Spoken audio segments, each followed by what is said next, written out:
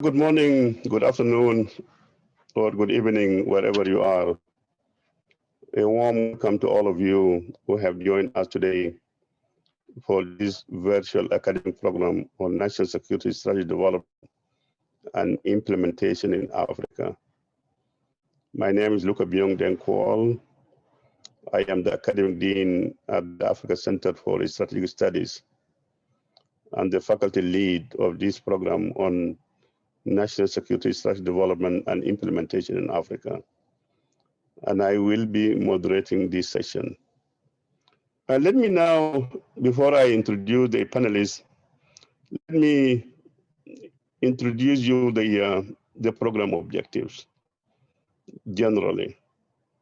As I mentioned in session 1 of the National Security Strategy Development Round 2, this Round 2 of the National Security Strategy Development is divided into the following 3 sessions. And these sessions are organized around the toolkit that it is the main resource for you. Session 1 that we finish focus on phase 1 and phase 2 about planning initiation, pre-drafting in terms of assessment, review, and analysis. Session 2 will focus on 2 phases, phase 3 and phase 4, drafting, review, and consultation. And then session 3 will focus on phase 5 and phase 6 on adoption, approval, dissemination, and communication. But before we can continue with session 2 of round 2, let me share with you some of the key takeaways from session 1 of round 2, the last session. The last session, as I mentioned, focused on phase 1, initiation and planning, and phase 2, pre-drafting about assessment, review, and analysis. And we used 2 case studies, the case study of Senegal and Gambia. Here are some of the main takeaways. 1, political leadership. The initiation of the national security strategy development process is to come from the highest authority of the state, either the president or the prime minister.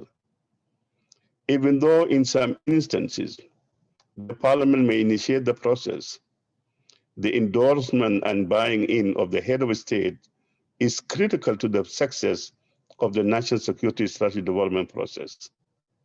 The initiation of the national security strategy development process by the head of state will not only ensure political will, but it also ensure national ownership and commitment.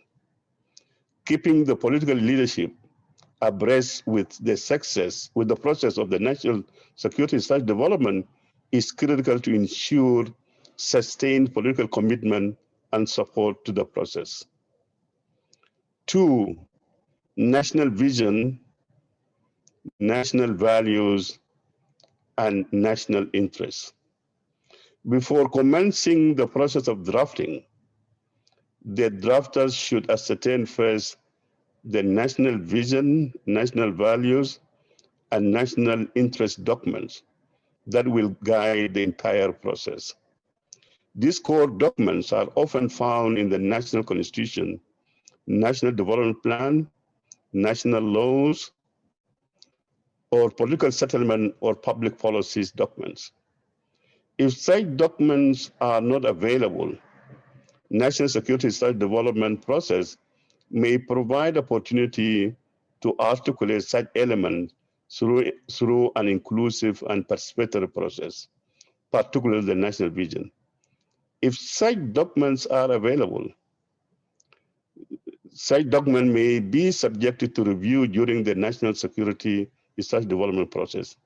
In Africa, there is abundance of national vision documents, but such visions are often articulated by elites with external assistance with a minimum or without engagement of citizens. 3, national audit and review. Based on the case studies, don't start from scratch. from what is available. Despite the dearth of national security strategy in Africa, there's a wealth of relevant policies, strategies, and legislations that will provide foundation for the national security strategy development process. The institutional audit and review of security sector is extremely important to be conducted before the drafting process. This review will identify what is available and gaps in terms of policies, strategies, legislation, regulations, division of labor, decision-making and coordination mechanism, oversight and monitoring system, and map relevant stakeholders. Then, trusted platform for the national security strategy development process. Most security institutions and agencies do suffer from inter rivalry and competition and silo politics. This makes it extremely counterproductive to entrust the process of national security strategy development to one specific security agency or institutions. In some countries, as in the case of Senegal and Niger, the national security strategy development process has been entrusted to a competent public think tank affiliated with the government, particularly the Office of the President. In some instances, the National Security Advisor or Minister of National Security as a Secretary of National Security Council has been entrusted to oversee such a process. Although each country had its own unique context, having a trusted platform for national security strategy development process is critical for its success. The last one before the last, knowledge gap. One of the challenges in the security sector is the knowledge gap between civilian and security actors on issues related to the understanding and perception of security. To bridge such knowledge gap and to have a common understanding, conducting before the commencement of the process a series of awareness workshops on key concept and process of national security strategy development is extremely helpful and productive. Last point, inclusive drafting team. Having a drafting team that reflects the diversity of the country and key stakeholders in security sector, particularly women, youth, and traditional authorities, is essential for the success of the national security strategy development. Besides the composition of the drafting team, such a team must have a well-clear terms of reference, including the scope of the task and the methodology to be followed, as well as developing plan of action for the entire process in terms of estimates of resources required for the process, clear roles, step and timeline for the process, and public outreach and education. The drafting committee may reorganize itself into a specialized technical working group. These are some of the things, key takeaway from section 1. Now let me move now, what do we want to achieve with round 2, section 2? First, this section 2, these are some of the things we would like to achieve. The objective of this session, to discuss practical process and steps of drafting national security strategy development in terms of initial drafting, review, addressing different views, and reaching a compromise during the process. Second objective, examine the process of consultation, consensus building, and practical ways of ensuring an inclusive and participatory process, particularly for youth, women, and civil society. Third, to share some of the challenges faced during the consultation and how these challenges could be overcome. Last, share some of the critical lessons learned during the drafting and consultation. As I mentioned, this plenary conversation will go for about 40 minutes, 45 minutes, and then followed by a question and answer session for about 25 minutes. We hope by the end of this program, the different rounds is to provide you with the necessary concept, framework, tools and skills for developing and implementing national security strategies in your countries. Now, let me introduce the panelists. I am pleased to welcome three outstanding and seasoned experts and practitioners in national security strategy development. And these panelists will be able to help us to to deepen our conversation about the practical process of national security strategy development. As you have their bios, I will highlight some relevant aspects of their expertise and qualifications. Let me start first with Dr. Peter Biar Ajak. He's a visiting fellow at the Africa Center for Strategic Studies. He was a senior advisor and co-country director in South Sudan for the International Growth Center. He served as economist for the World Bank in South Sudan. He worked as a coordinator for policy and strategy in the Office of the Minister of National Security in the Office of the President of South Sudan. He received a Master of Public Administration from Harvard Kennedy School. He earned his PhD in Politics and International Studies from the University of Cambridge in United Kingdom. He was named as among the 2021 Young Global Leaders of the World Economic Forum. Peter, thank you very much for joining us. The second speaker is Colonel Ali Mahamadou Issa. He is the manager of the National Security and Defense Policy Program at the National Center for Strategic and Security Studies in Niger, abbreviated CNES. He is a professional trained officer at the Niger Armed Forces. He held several high positions at the Army Staff Headquarters in Niger, the Ministry of Mining and Energy, and the National Defense Ministry. He holds a master's degree in administrative law and defense security from the University of Paris, France. He is enrolled in doctoral program in political science in Abadi Diouf University in Niamey, Niger. And our discussion, I introduced her last time, just to echo her background again. Fairlie Chappuis, she is an independent expert in conflict and security, and she's the one who reviewed the Africa Center National Security Strategy Development Toolkit. That is a main reference that you have. She is a rostered expert for the International Security Sector Advisory Team. She worked also at the Geneva Center for Security Sector Governance. This is called DICAF, and this is a world-leading center for security governance. And she holds a master's degree from the Geneva Graduate Institute and doctorate from the Otto Suhor Institute of Political Science at Freie Universität Berlin. Let me start my conversation first with Peter Biar. And I hope each of these questions for the panelists, if you can answer it within the 5 to 6 minutes, I would appreciate that one. Peter Biar, I know South Sudan is a unique and it's a quite challenging country.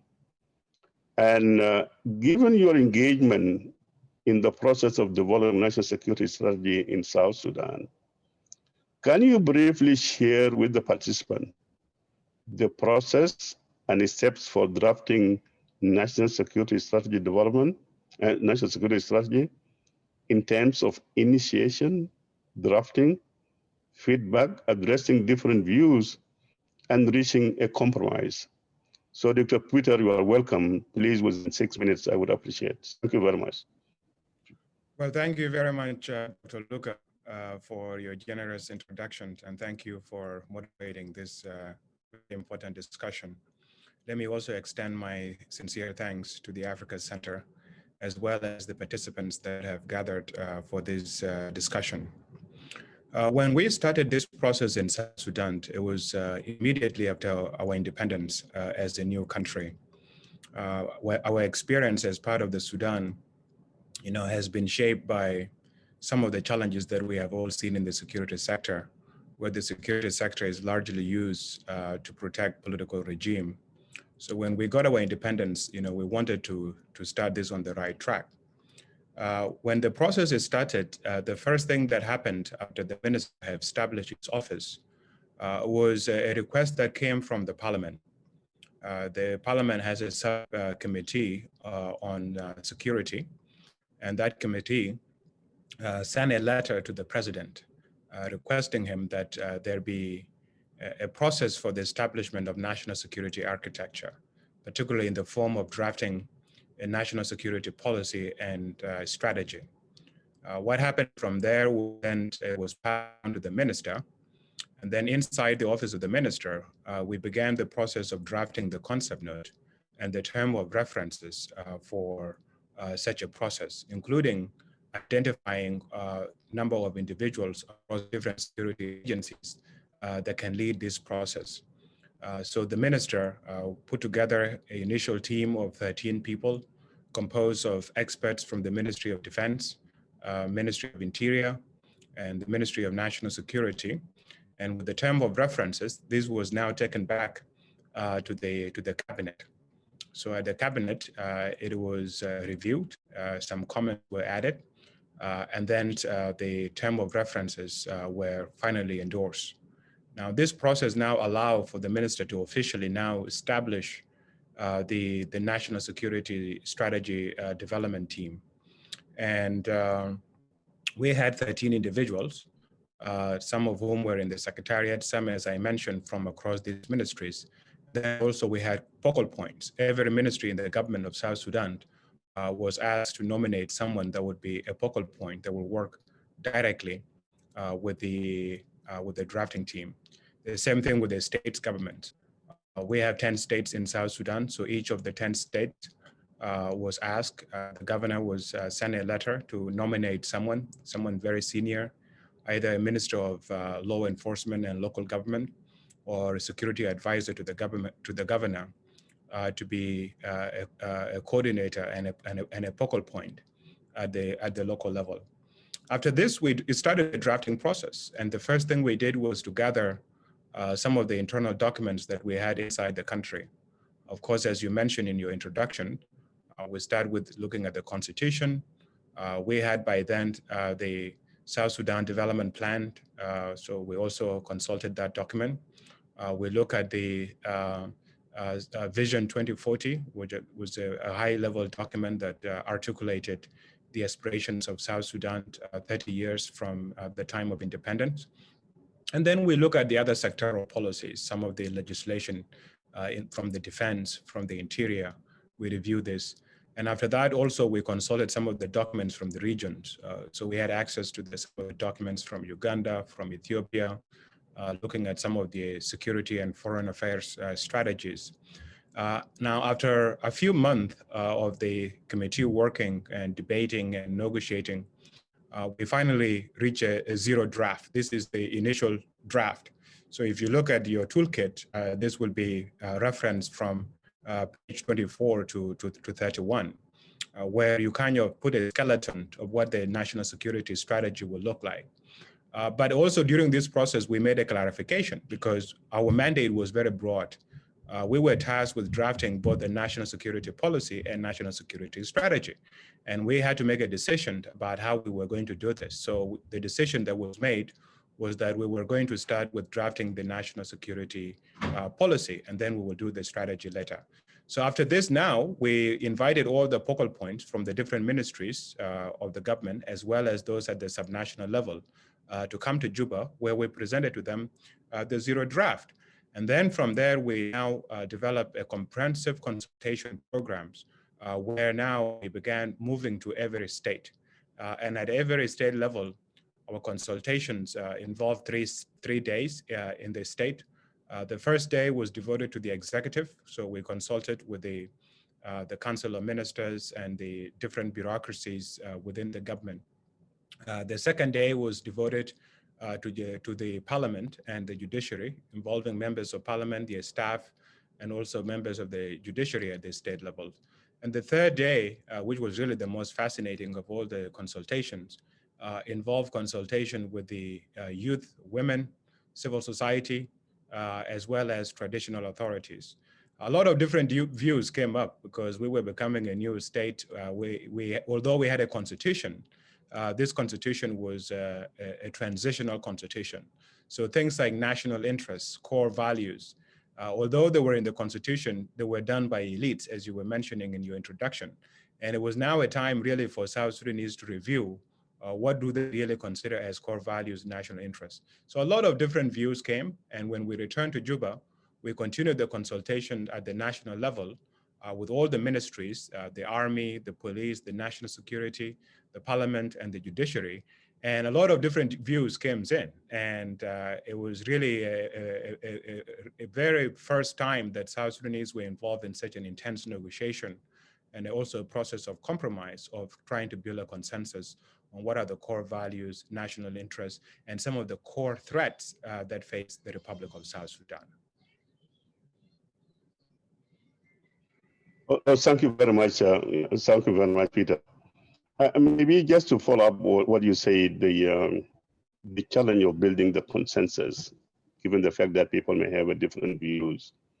Can you just share to what level the process of consultation has been quite inclusive and participatory, especially the inclusion of women and youth and civil society, given the fact that this is security issues is an issue that is untouchable, hardly the citizens are engaged. Can you highlight how the process managed to include the women, youth, and civil society, even sometimes the opposition parties? Yes, this was something that was done deliberately because, as I mentioned in the initial term of references that were part of the concept note, we really wanted to consult as many people as possible and to consult the people of South Sudan. We wanted them to own the document. We wanted to use the document as a process for building a consensus among our people. So when we did the strategy for the consultation, enormous emphasis was put on consulting the people of South Sudan, which are the women, the youth, the traditional authorities. And we devoted an entire day in each of the 10 states that we visited. And we working together with the focal points in the states to identify different youth groups. And what was interesting, it was not always the one that are the traditional form of youth association, the one that are registered. But we also went informal into some of the associations that are tribal, that are very informal, and they are not even registered, including the women associations that only exists in sense of identity and not really had any legal representation. But the idea was to involve as many people as possible. And so this was very deliberate from the very beginning. And there was a lot of enthusiasm because there was a lot of challenges that South Sudan was facing as a new state. When we got our independence, we had this challenge with Sudan, and we fought briefly a border war with Sudan. So a lot of people were concerned about what was going on. And they wanted to participate in the drafting of the national security strategy that involved the views of the people and that define what are the security objectives of the people and that ensure that the views of the people were represented. As you know, of course, when we did this, we were getting a lot of advice from the African Union, from the United Nations. So there was a lot of emphasis on citizen security and defining security broadly, not just only as safety from physical harm, but in terms of health well-being, economic well-being, access to education, environmental protection, and all these other things that were at the core interests of the people. So when the people got the initial zero draft, because what we did, we distributed the zero draft in advance, and we sent them to all the states. So people were looking forward to add their views. So it was something that was very deliberate from the very beginning. Yeah, thank you very much, Peter. And I will follow up later, maybe during the question and answer. This idea of building a consensus is rather very elastic term. How can you ensure everybody to be engaged in the process of building a consensus? So it's consensus doesn't mean that not everybody to views to be considered, but I think this requires also approach. But let me ask the last question about the challenges that you have encountered during the process of the national security strategy development, and especially in the fragile environment like South Sudan. And how did you manage to overcome such challenges? But really the big question is it worthy to embark on such a process in such a very fragile political environment like South Sudan? Well, let me start off by saying that yes, we did encounter a lot of challenges, and not all of them we were able to overcome. There were some that we overcome. There were some that later on proved too big for us to overcome. But yes, the process overall was worth it. Was absolutely worth it, because as I mentioned, when we got our independence, we had a transitional constitution that was drafted in Juba by the elites and didn't really involve the people of South Sudan. So this really was the first opportunity to engage our people and to ensure that they contribute to a better understanding of the security and security sector. What happened initially when we did the initial drafting, there were a lot of different communities where conflict was going on. For example, in some of the states in South Sudan, there were tribal conflicts that were going on. There were some areas where the military was living within the same area with the population. And this was creating problems, some of the behavioral issues that were there. So these things, instead actually becoming problems, they became opportunities. They became opportunities, especially during the consultation, for people to point at what they saw as a problem and a challenge within the security sector and come up with ways in which those things could be addressed. So overall, some of these things actually end up being beneficial. The fact that we had a crisis, and even the 10-day war that we fought with Sudan, ended up becoming an opportunity in its own right. But there were bigger challenges at the political level, because as we were drafting the process, embarking on the process of drafting, there were also contention within the SPLM, the ruling party in South Sudan. And the president was having issues with his vice president. A number of elites were already contesting about what is going to happen with the future of the SPLM. And as this political process moved on, some of the actors within the South Sudan were beginning to look at support from the security sector. And this really complicated our overall process. And this is one of the reasons why in the end, it was not adopted by the parliament and by the president and by the cabinet. Because in the middle, the president began now to see this process with a lot of suspicion, because they talk about building a new security architecture, defining role within the security sector, and really trying to standardize the decision-making within the security sector. So in the end, it was seen as he began to see it as something that was going to weaken him. And he was becoming more reliant on the security sector to defend his position as the leader of the SPLM and as the president of South Sudan. So some of these challenges in the end were difficult to overcome. But at the same time, it was a worthy process, because as I mentioned, the constitution we had is something that didn't involve the people. And we as South Sudanese, although we knew what kind of country we were leaving when we voted for independence from Sudan, we didn't really build consensus on the society, the new society we were going to establish. And I think the consultation process as part of the drafting of the national security policy was quite important in laying some foundation for consensus and a shared vision of the security sector.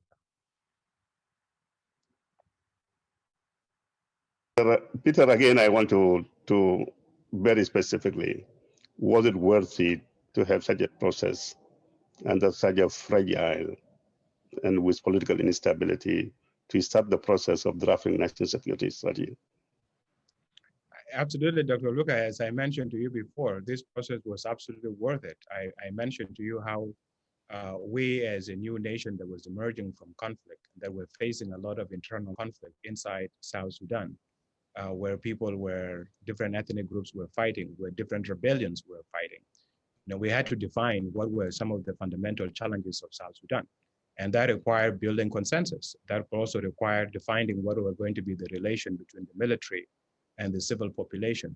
It required doing an assessment of threats and what were going to be the role. The same thing within the military. Military was expanding its mandate and doing things that were not supposed to be done by the military. So it required building consensus also in defining exactly what are going to be the areas where the military focus, what are going to be the areas where the police focus, what are going to be areas where the national security focus.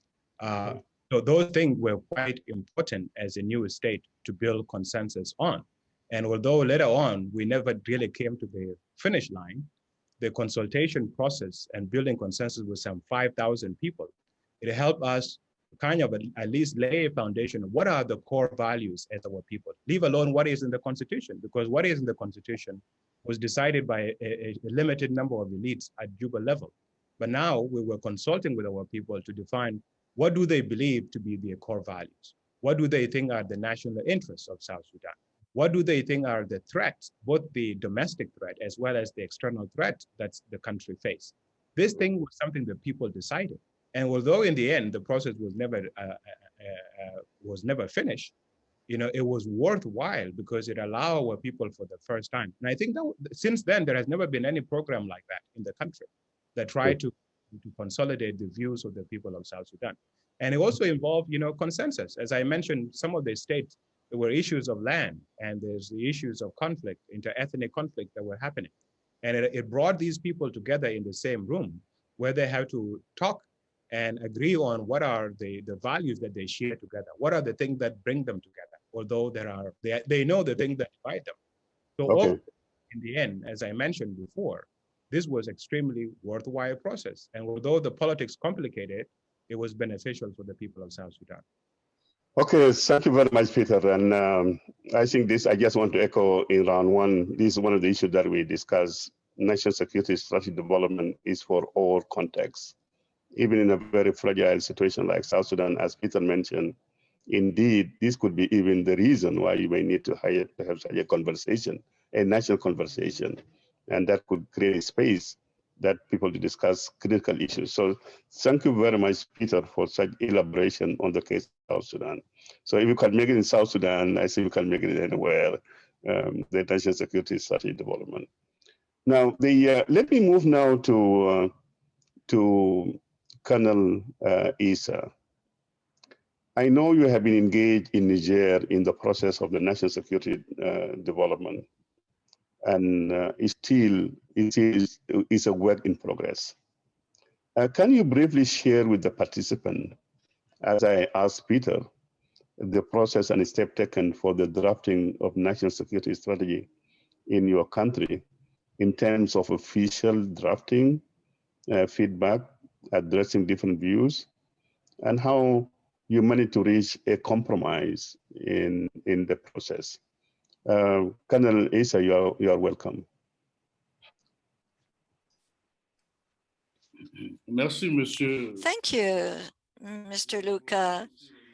I would also like to thank the Africa Center to have given me this opportunity to speak of our national security strategy.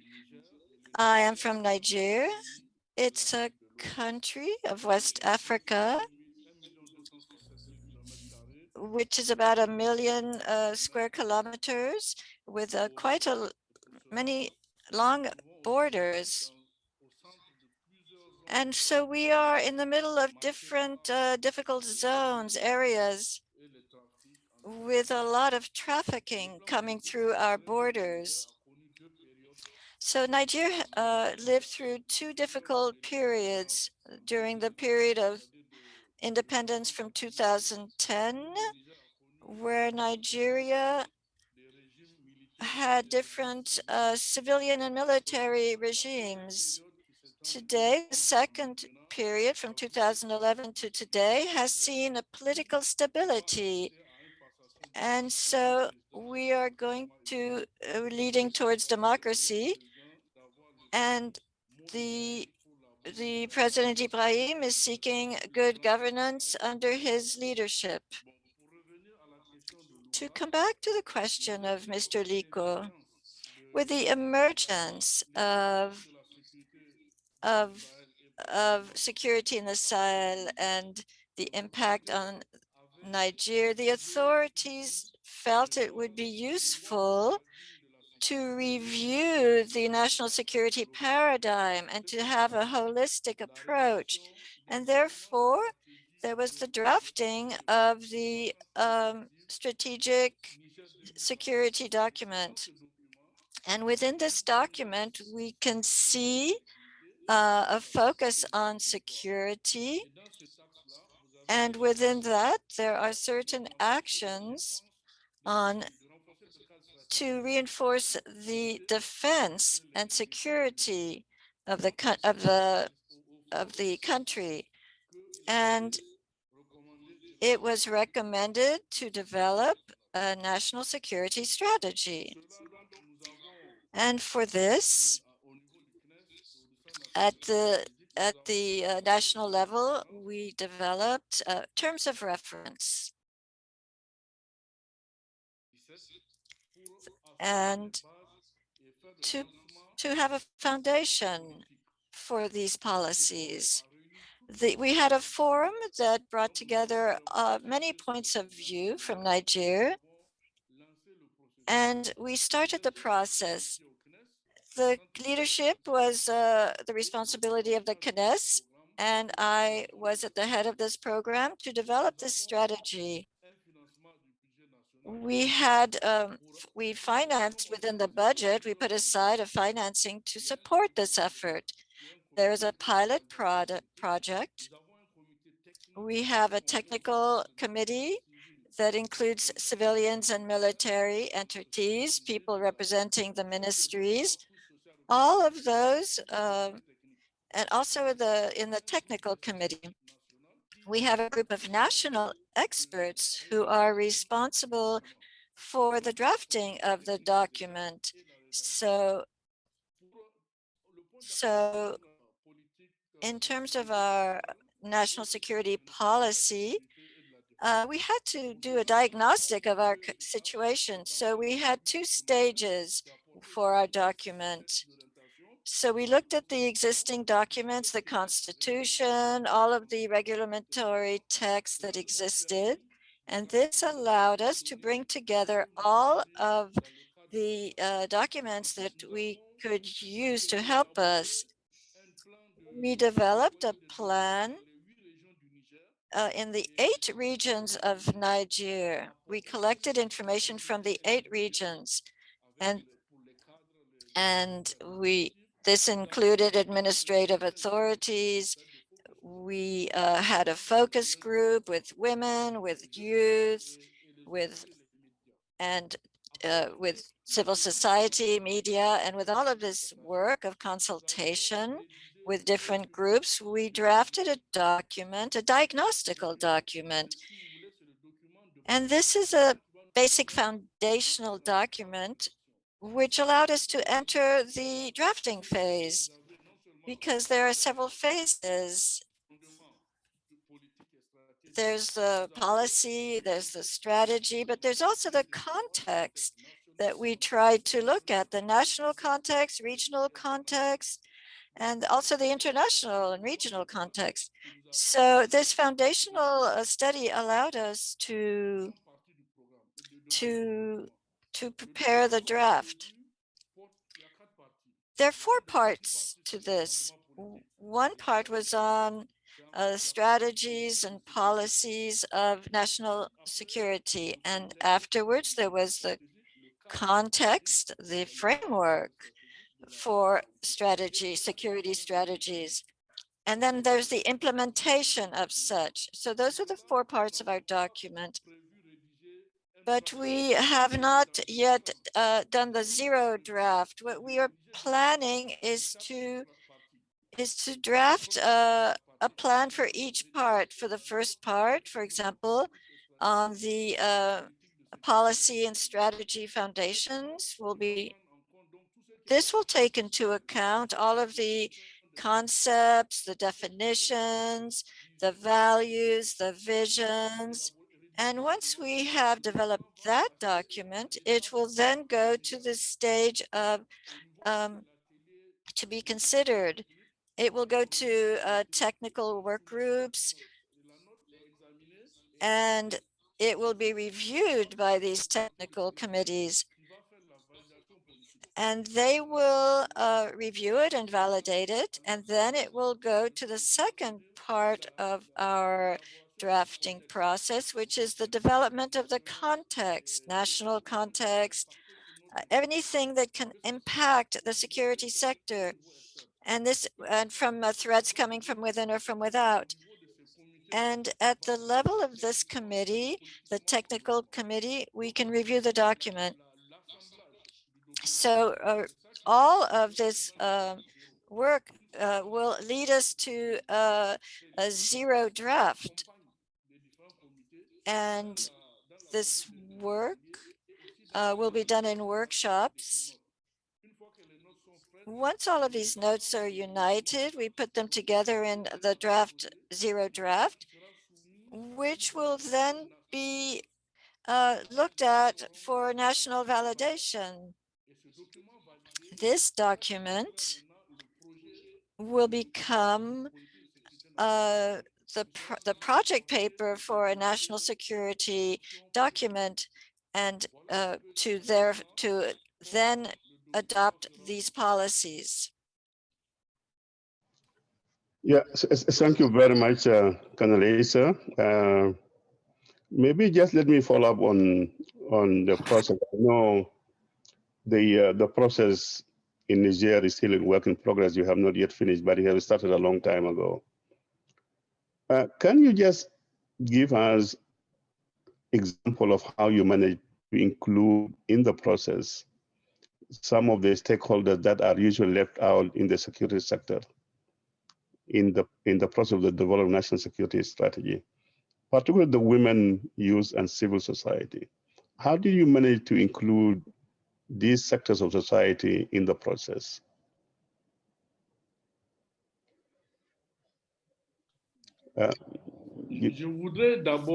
First of all, from the very beginning, at the very beginning, when we started the program, we had a forum that included all the levels of society, civilians, military, women, youth, media.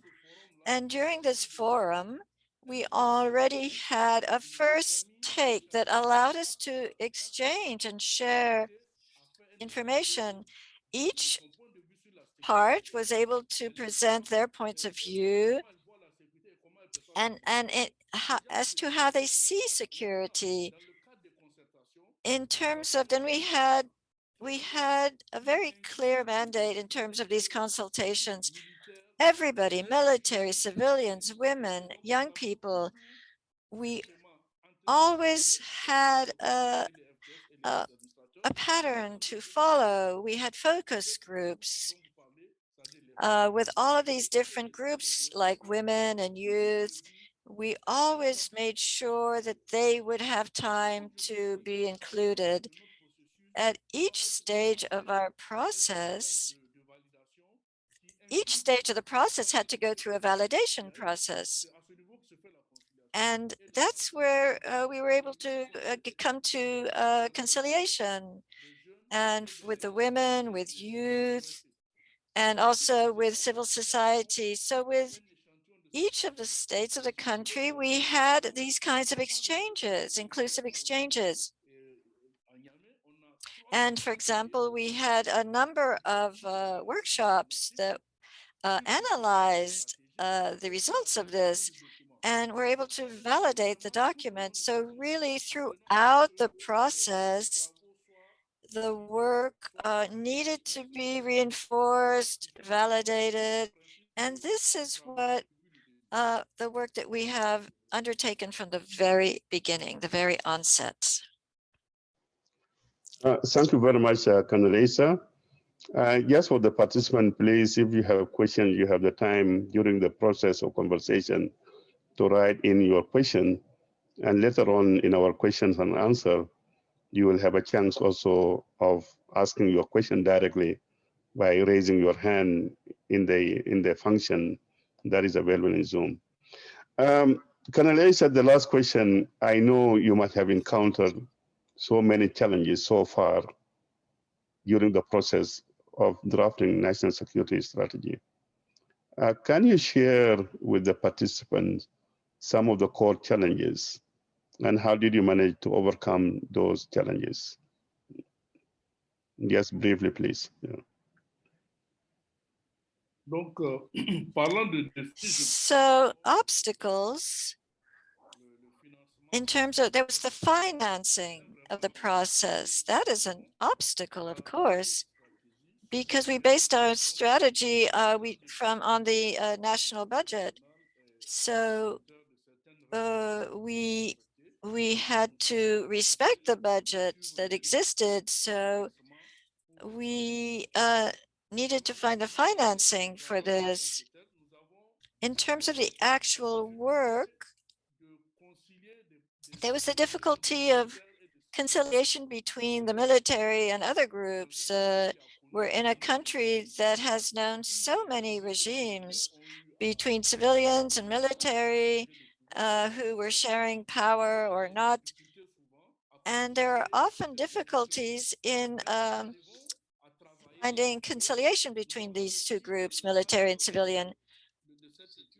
But during this study, we had parallel studies on, we tried to understand how people perceived each other. How did the military perceive the civilians and how did the civilians perceive the military? And this allowed us to see how to move forward, how to bring everybody together. And this is really at this level where one can find difficulties. There's also the when you put together a strategy,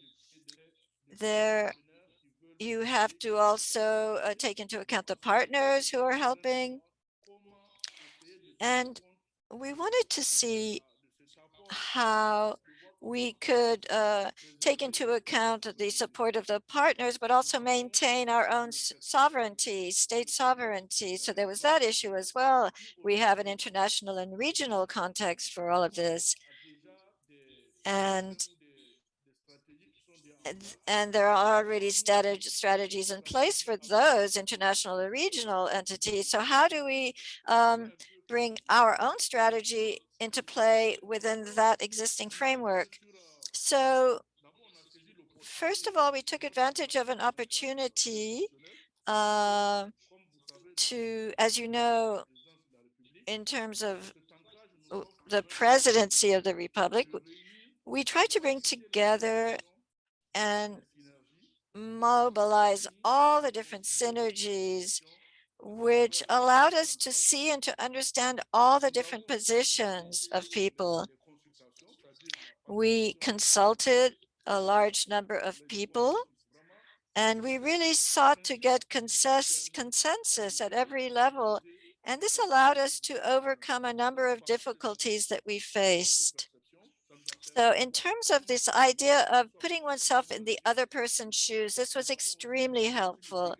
We also did some studies on the trust or the lack of trust between entities.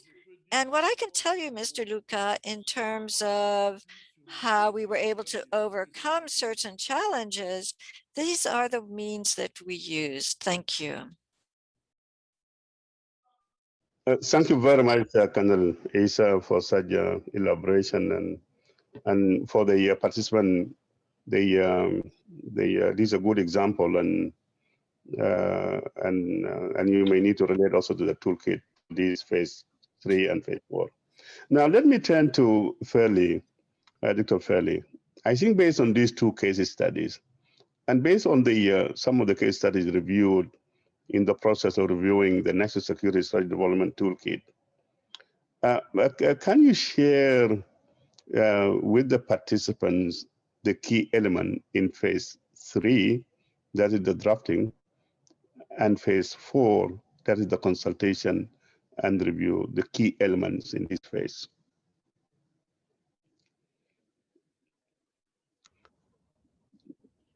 Dr. Fairlie, you are Thank you, welcome. Dr. Luca. I hope you can hear me. Yeah, we can hear you well, yeah. Great. Thank you to our panelists for presenting these case studies. They're both really rich examples of consultations and how that can play into the process. In terms of the toolkit talks about drafting and consultation in phases 3 and 4. And really what this is about, there's two elements to it. It's about, on the one hand, what goes into the actual document. So what should a national security strategy policy contain? And then how is it created? Like, how does that document go from being an idea, a concept at the terms of reference stage, into a zero draft? So that's the piece of the process that we're really focusing on with this. And here I think this is a useful point to talk about the national security strategy policy discussion, right? Throughout our series, we've talked about policy being what is intended to be done, what we want to do in terms of national security, and strategy as in how are you going to do it. And what we've seen from both of these examples is that while those two questions are often distinct in terms of ideas and sometimes in policy documents, sometimes they're folded into the same process or even into the same document. And so that's why we make a distinction between national security policy and national security strategy, and it's important to keep that. But the national security strategy development process can actually cover both. And it has to, because you need to understand both what you want to do and how you're going to do it. And that's really where the drafting starts. We've heard about how in phase 3, what we call the drafting phase, begins with this definition of security, the basic concepts. We've heard that in both South Sudan and in Niger, this began with work for values. We've heard in both cases values for pursuing the drafting process.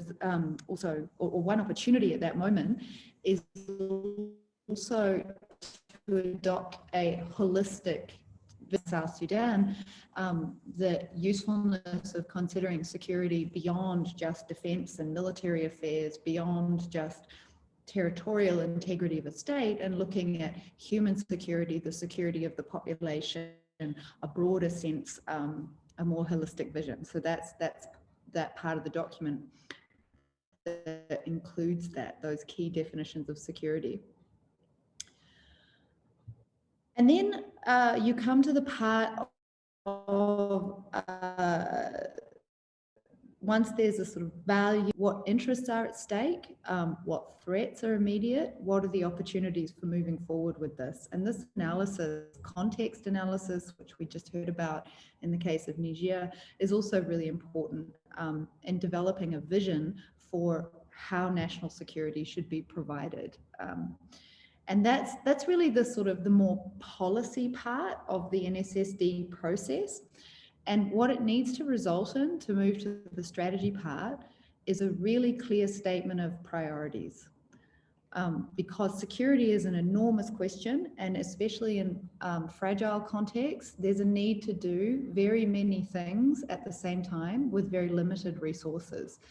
And there's a real danger in the process of coming out with a strategy that has a very desirable list of things to be done, but is not realistic at all in terms of implementation, because it goes well beyond the resources available or is simply too ambitious. So prioritizing what are the core objectives, what is secondary, is really important exercise at this level, because that is what will make a document about vision and values into a practical tool later on for implementation that will filter down through sectoral strategies and actually begin to change the way that security sectors provide security. So that setting priorities at the highest level is one of the most important things that needs to happen at this stage.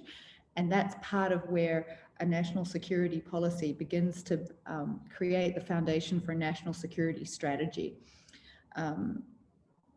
And then that comes to then another aspect of the drafting, which is creating a division of labor. Once you know what are the priorities for national security, there's a role for drafting in deciding who will do what in terms of roles and missions across the security sector, across what needs to be done, which elements of the state's apparatus are going to be responsible for acting on these priorities and putting them into action.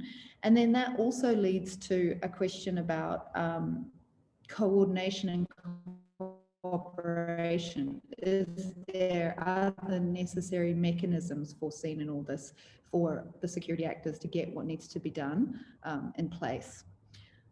And then this is then, and through this assessment, you come then to really another really practical aspect of the document, which is considering the resources available for acting on a strategy and providing guidelines for implementation. So these are sort of the elements of an NSD process in terms of the drafting. They're really useful.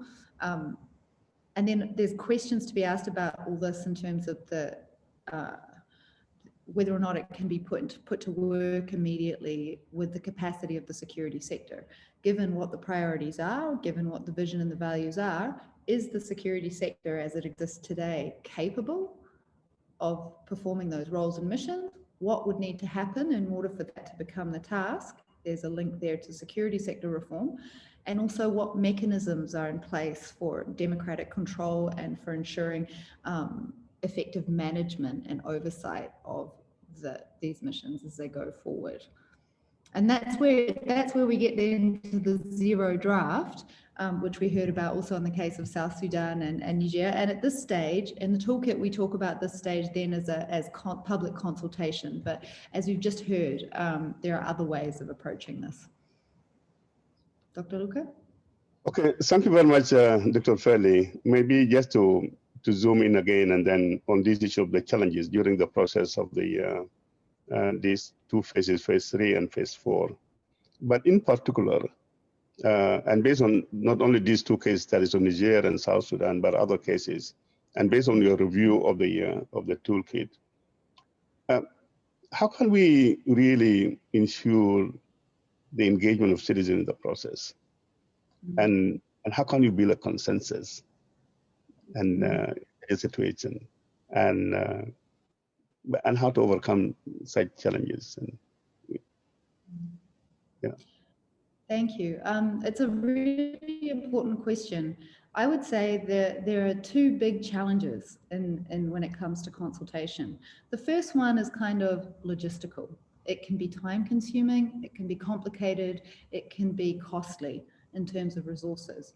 But those are logistical issues which can be worked out. And we've heard about two frameworks here, two examples. Other cases have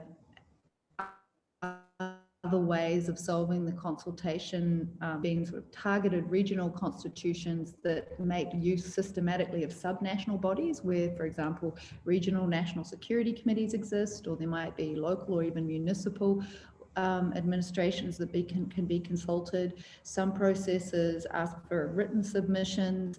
Some use, for example, national public dialogue, sort of great big tent events that bring everybody together in a very focused way. There are lots of ways to make sure that the consultation process can fit within the envelope of time and resources available for it in difficult contexts.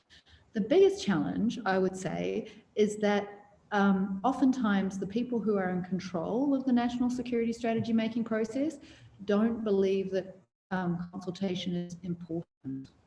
They fail to see the usefulness of it. They fail to see how much it adds in terms of legitimacy to the process.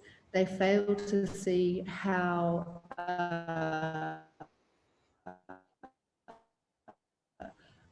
achieving broad public consensus and on the road for the security sector to implement the strategy that has been developed.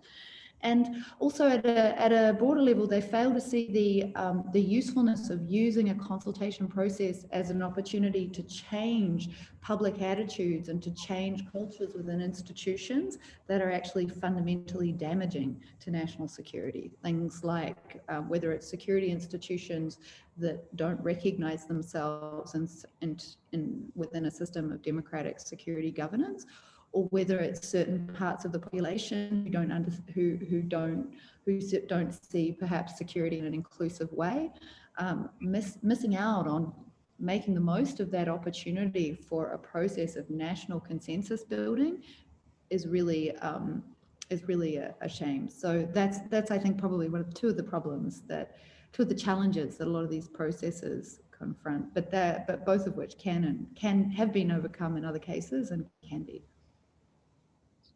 Oh, thank you very much, Dr. Fairlie. And I think for the participants, I refer you again to the case studies and also the toolkit. There's a wealth of information there that can be able to answer some of your questions.